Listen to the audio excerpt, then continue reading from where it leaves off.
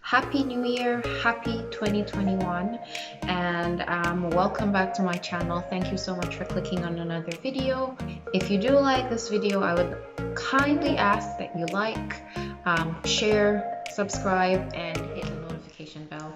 I'd really appreciate that. Yeah, now that that's out of the way, again, happy New Year to you and yours. 2020 is finally in the rearview mirror and it's a brand new year. And what a wretchedly long, wretched year it was. I mean, it was absolutely awful, wasn't it? There was just so much going on in 2020. We were just doing absolutely the most. It was a year of a lot of loss and a lot of negative news and just a lot of messiness, and I'm happy to turn over a new leaf and start the new year afresh with new energy, new opportunities. So here's to 2021 and everything that it has to offer. So I know a lot of people are saying 2021, big deal. A lot of the stresses that we were concerned about have carried over to this year, and I would absolutely agree with that. First and foremost, COVID is still very much thriving, and we're approaching the first anniversary of lockdowns around the world. So I think that there are a lot of issues this year, but having said that, I am still very grateful, especially after having gone through last year and knowing how rough it was for everyone. I'm ready to put my best foot forward this year and take everything and not take anything for granted and to appreciate everything. As for resolutions, I haven't made any resolutions because I'll be really honest, I'm not very good at keeping them. But I have made some intentions for this year and I am intending to hold myself accountable. I want to make greater strides in working towards my goals, and I want to strive to be the best version of myself that I can be. I know that sounds wishy-washy, hocus pocus. Like, I have all these other kind of side goals, but my main goal really is to be the best me I can be. And that's all that any of us can really aspire to, is to constantly be evolving and becoming a better version of ourselves. So yeah, that's my goal for this year. I don't know if, are the kids still saying level up? That's really my goal for this year, just to level up. What's been going on since my last video? It's been a while. As you guys know, I was heavily pregnant and now I have a brand new baby boy, a 7-week-old baby boy, 7 weeks old tomorrow. And we are now a family of 5, and that's kind of crazy to me that I have 3 children, 3 whole children. But yes, indeed, I am now the mother of 3 amazing boys, and our baby Phoenix was born on November 17th. And his birth story was a bit of a, stressful one. I gave birth to him without an epidural. That was not the plan. I absolutely did not plan to give birth without an epidural. But a plan is a plan, and things happen and things go awry, and you could just have to roll with it. And that's essentially what happened. So just to back up a bit, on the night of the 16th, I started having some contractions that I thought initially were false contractions, because leading up to my due date, I was having so many false contractions that I was convinced that I was gonna go into labor early. I was like, this is just another, false alarm. And so I started having these contractions around 10 p.m. on the 16th, and weren't very timely. Timely is not the word I'm looking for. They weren't very evenly spaced apart, which is usually a hallmark of actual labor. So that's another reason why I was kind of like, okay, it's another false alarm. After about an hour of contractions, I said to Julian, I'm gonna go to bed, and if I can sleep through them, then obviously, it wasn't real labor. I went to bed. Sure enough, I couldn't fall asleep. They weren't increasing in intensity, but they were still there. So I decided to go and take a shower to see if that would help. I took my shower and the contractions were still there. They weren't getting stronger, but they were still steady. Shortly after I got back to bed, after having had my shower, I started to bleed lightly. And at that point, I said, okay, this is it. So my bags were packed, the kids' bags were packed. We packed everybody up into the car and we went and dropped the boys off at Julian's parents' house, at Julian's brother's house, and we went to the hospital. We get to the hospital. I think it was about 2:30 in the morning. We get to the hospital. We go to the triage desk at the birthing center. And of course, I have to answer a whole slew of questions about COVID, a whole slew of COVID related questions. And I'm in no mood to answer any questions. I'm annoyed. I'm in pain. I just want to, go to my room and, prepare myself for, what's to come. After we answer the questions, they tell me that Julian won't be allowed to come in with me until they're sure that this is real labor and until I'm actually admitted, because this is just like triage and I need to be assessed by a doctor to find out how dilated I am at that point.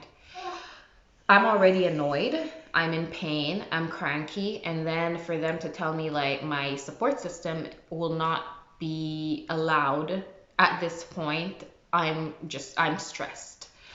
So, I mean, I have no control over it. So I go to my room. Julian has to wait outside. And then when I get to my room, it takes another, I'd say 45 minutes before a doctor actually comes and checks how dilated I am, which I think is a long time to wait. So the doctor finally comes. She checks me and she says, "Okay, you're 5 centimeters dilated. We're gonna admit you."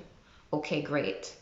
I call Julian back in, and they tell me that there's gonna be a nurse that's gonna wheel me to my birthing room. Again, it takes another like 20 minutes for this to actually happen. And by this time, the contractions have ramped up a lot.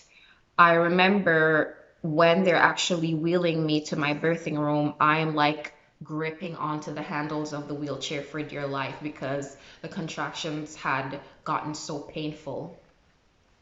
Oh, by the way, beforehand, I had told the nurse that I wanted an epidural. So I didn't want to wait until I got to my birthing room. I didn't want to take the chance that, the anesthesiologist wasn't available or I missed an important window, because sometimes, like, if you wait too long, there could be a point where you can no longer get the epidural. I didn't want any, like, I wanted that. I wanted my meds, okay? And I wanted my meds, and I let them know. And I get to the room and I am in a lot of pain. Like, at some point, the contractions were so bad that I thought I was actually going to like pass out and throw up. I don't know which was gonna come first, but like a combination of those two things. It was serious pain. And there was one nurse in the room, and I say, I requested an epidural, and she's like, yeah, I'm getting everything together. The anesthesiologist is on his way. Literally, as soon as those words came out of her mouth, I felt the most intense pressure, literally, like I'm about to poop an elephant out. Like, that's how intense this urge to push was. And then my water broke. It had not broken up until this point. After I felt that pressure, like my water just gushed out. And I started screaming, "Oh my God, I think the baby's coming," because I literally feel like I have to push now. And after my water broke, it was wave after wave after wave of just like contractions that were on 100. Like, I just started screaming bloody murder. I was a screaming mess. And because I was screaming so frantically, obviously that alerted, all the staff, the doctors, whatever, like 10 people came rushing into my room. And I was in so much pain, and I couldn't think of anything other than how much pain I'm in and when is it gonna stop. So initially, I couldn't even gather myself to like even push. I was just like, this pain is gonna take me out. Like I'm gonna die right here, right now. And so everyone's trying to calm me down because I'm not even exaggerating. I am screaming like a maniac. And so finally, they get me into the position where I have to push. The first pushes, I guess, weren't very effective because I'm just so frantic and like screaming, and I'm not there. I'm not focused on pushing at all. I'm just focused on like wanting the pain to stop. Finally, I do start pushing, and then they tell me that the baby's not coming down. I'm pushing, I'm pushing, I'm pushing, and this baby is not moving down the birth canal at all. And it turns, I think I overheard that his body, like his shoulders were a bit twisted, so that was, stopping him from moving down as effectively as he should be. And then the doctors tell me, because the baby's not moving down, they're gonna have to use a vacuum to help me get him out. And essentially what it is, it's kind of this like suction thing that goes onto the baby's head and kind of it helps to like pull the baby out. That didn't work. So right now, obviously, I'm scared. I'm a bit traumatized. I'm worried. I'm just a mess of emotions, of anxiety. I don't know what's going to happen. I feel like I'm losing any control that I had over the situation, over this birthing process. And I'm terrified, to be frank. I'm terrified. And I remember at one point, I'm like trying to find out, is everything okay? Is the baby okay? Am I going to be okay? And the doctor says, okay, we're gonna have to rush you for an ER, for an emergency C-section, because the baby's not coming out, his heart rate's dropping, and we need to get this baby out now. And I'm just a mess. Like I'm scared. And I remember Julian says to me, like, no matter what, you're gonna be okay. And like I look over at one of the nurses and I say, is everything okay? Is the baby gonna be okay? And she's telling me, you're gonna be okay, you're gonna be okay. And like still these contractions are just like crashing into me, like one after the other. And like there's one nurse here trying to like hook up an IV in order for me to rush to the operating room for the C-section. In my mind, I'm thinking, oh God, like I can't, like I don't want you to be poking at me while I'm in this much pain. And then I say to the doctor, I feel another contraction's coming. And she says, okay, on this one, you're gonna push. And if you don't get him out, it's C-section. And I knew I didn't want to have a C-section. At this point, I knew I didn't have a choice because the baby's life was literally at stake. And at this point it was all about getting the baby out the safest, fastest way possible. So when that last contraction came, I don't know where I went. I don't know how I mustered that strength, but I pushed like my life depended on it. And let me tell you, the way I pushed, I'm surprised a vital organ didn't come out with the baby, but I pushed like hell. And sure enough, out he came, 8 pounds, a bouncing baby boy, perfectly healthy, perfectly happy. And I couldn't have asked for a better end result.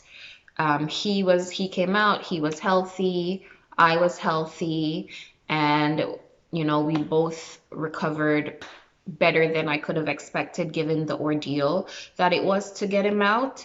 And I'm so grateful that that was the case for us. And yeah, so I gave birth without an epidural, and it is not a walk in the park, let me tell you. And to women who are giving birth naturally, um, it's, I mean, hats off to you. Because obviously that wasn't my plan. It's incredible what the human body is capable of. And yeah, so that's how baby Phoenix came into the world. Um, as far as my postpartum body goes, it is a postpartum body. I'm 7 weeks postpartum, and my body looks like I've had a baby. And you know what? That's fine. I think we need to normalize postpartum bodies looking like postpartum bodies. I think we need to normalize women taking the time they need to recover. We did take 9 months to grow and to stretch and to, put on the weight that we need to put on in order to sustain this life that we're carrying and we're bringing into the world. And I think we need to normalize taking time to heal and recover in a healthy way. Um, like just 2 days ago, I took a picture and I was kind of taken aback by how heavy I looked. I think it's the heaviest I've seen myself look on a picture. And I had to remind myself, you literally just gave birth to a baby 7 weeks ago. Chill. It's not that serious. Take your time. Do not be pressured into snapping back because of all of these unrealistic standards of beauty, unrealistic standards of what a woman's body should look like after birth or otherwise. Um, I mean, sure, there are some women who are able to bounce back quickly, their bodies go back quickly, but that's just not me. My body's not like that. And I've had 3 children now, so I need to be realistic with myself. And most importantly, I need to be kind to myself. And I think we all need to be a bit kinder to ourselves. I think women should stop putting so much pressure on themselves, and society needs to stop putting pressure on women to live up to unrealistic ideals. My snapback is not so much of a snap, it's more of a long haul, and that is okay. So yeah, that's pretty much what's been going on with me, just adjusting to this new normal for me, this new normal for our family. And it's been great. I love being a mom of 3, and honestly, it's a lot more manageable than I was anticipating. And I think that's just because Phoenix is such a super chill baby, knock on wood. He's still very young, but he's super chill, very easy. And of course, Gabrielle is 8, almost 9. He's very independent. So we don't feel that stress of 3 kids that we probably would have had they been closer together. All 3 were closer together in age. Of course, the holidays just passed. For us, it was very quietly spent, as I guess for most people across the world this year. It's so strange. It was a very, very quiet Christmas. I personally didn't mind because I just had a baby and I kind of wanted to just hunker down with my family and, be in my bubble. But I did feel the quietness of this Christmas, which was very strange. And, I'm really hoping that things can get back to some kind of normal soon, because I think we're all starting to feel the strain of COVID and the strain of lockdown and the strain of, our freedoms being infringed upon. The good news is there's now a vaccine. Thank you, Jesus. Hallelujah. There's light, hopefully, at the end of the tunnel. I do think that things probably will get worse before they get better. But I think that this vaccine is the most hopeful thing we have right now. And I guess that goes to say that I'm definitely going to take the vaccine. I'm not going to be the first in line to take the vaccine because I kind of want to see how it plays out. I want to see if anybody sprouts a new head or, a new arm. But I definitely will take it. Like, I just want my family to be safe, and I want my extended family to be safe, and especially where grandparents are concerned, I want my kids to be able to see their grandparents without worrying, and I want my kids to go to school without worrying, and I want to be able to, enjoy small things like walking in a marketplace, or like just going to the park, or taking my kids to the library. Like, it's been a year since we've had any of that, almost a year, and I'm ready to have those things back. So that's where my thoughts are about the vaccines. I know that there are a lot of conspiracy theories surrounding this vaccine, and that's just it. They're conspiracy theories. My thing is, I feel like this virus has affected all of us. Literally, I don't think that there has been anything that has had this much of a global effect in my lifetime. And yeah, I don't know. To me, it just seems like a no-brainer. But I guess, what do I know? I'm not an epidemiologist. Leave me some comments in the comment section below, because I'm curious to know what other people think. I'm definitely going to take it, and I think the vaccine is a good thing. People argue we don't know what's in the vaccine. Well, I don't know what's in any vaccine that I've ever taken. My kids are vaccinated. I don't know what's in those vaccines. We lived in Southeast Asia for a year. We took a whole cocktail of vaccines to have done that, and I didn't know what was in those vaccines either. So that argument doesn't really hold water for me. There's also the argument that it was created too quickly. We don't know what the side effects are. Again, I think because we're being affected on such a mass scale, that they really had to ramp up the efforts to get this thing as fast as possible. It was literally all hands on deck, a global concerted effort. And I think that under normal circumstances, the roadblocks and speed bumps that would have been there just weren't there in this case, because they're trying to get this thing out as soon as possible. And, I think naturally, particularly Black people have a lot of distrust towards the government and the powers that be, and rightfully so. But I do think that this vaccine is going to be a good thing for everyone. Well, I know in Canada it's being rolled out in phases, so I don't think I'll be getting mine until maybe in the fall. We'll all be able to see how effective it is and if there are any serious side effects. So I just wanted to come and do a bit of a chit chat, a bit of a catch up, and just wish you guys Happy New Year. And they say to start things how you mean to finish it. And I wanted to start my year how I mean to carry on, especially here on YouTube. I do want to create more content for YouTube. I want to post more consistently on YouTube. And again, I'd really appreciate if you would like, subscribe, and click the notification bell to get more videos from me, Alicia. Yeah, that's gonna be it for now. Thanks for watching, guys, and I'll see you in the next one. Bye.